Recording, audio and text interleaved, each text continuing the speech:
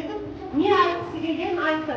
Сосын біз айлаздырмай бір-екі қадам алға жылжытамыз, ал қалғандарын бір қадам алға жылжытамыз.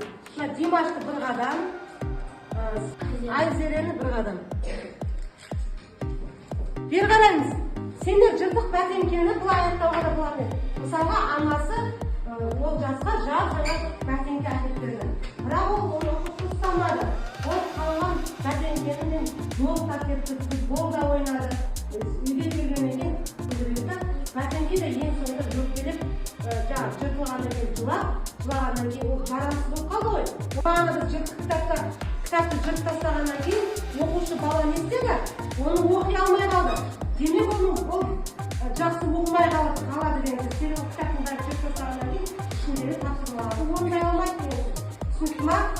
Яғни жыртық кітап деген сөз бұл жерде бұл мәтін арқылы сендерге ұқыпты болуды үйретіп жатыр. Негізгі ой сол. Сендерге кітапты жыртыңдар деп жатқан жоқ. Кітапты ұстасаңдар білімді боласыңдар деп жатыр. Түсінікті ма?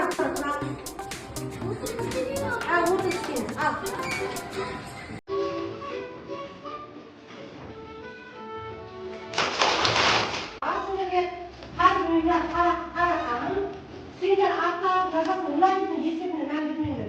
Тек мәлікті орындаймыз. Жазасында сосын бірінші тұрған заттардың аты, қалауы оның астында жұмбақтың талауын астында жазамыз. Сосын бірінші сендер аттарын жазыңдар.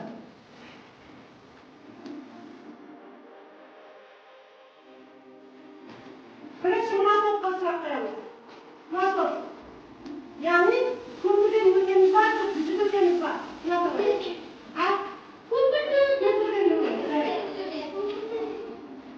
Көпірден өтті.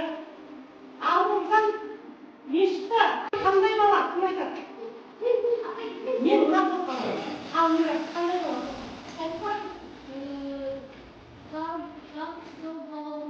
Яғни кітаптың бар білімді бала болған екен. Айдақайдың сұрағына растың жауап берді. Алдымызда ешкі кіреміз да, тастап өтіп кетеміз ба? Кіреміз. Сұрағына жауап берші деп жатыр қыз. Кетті. Яғни қысқа көмек керек. Көмектесеміз ба, жоқ өтіп кетеміз ба? Көмектесеміз. Мен айтсыншы Алина сен.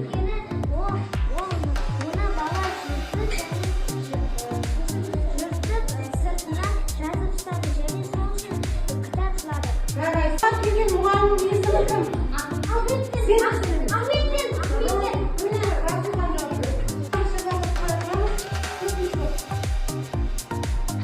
Алдымызда қазан ошақ тұр. Тұз қосамыз да тамақ жейміз ба? Яғни бұл күрел екен. Маржан неше жасында мектепке барды?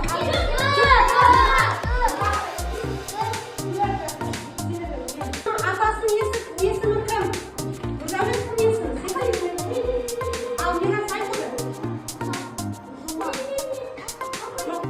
Әкесінің есімі кім? Екінші топ. Басқа. Қиын болса, мынаған саламыз қиын болса. Екінші сабақты түсінген болса, мынаған саламыз. Өте қызық. Өздері қатылы.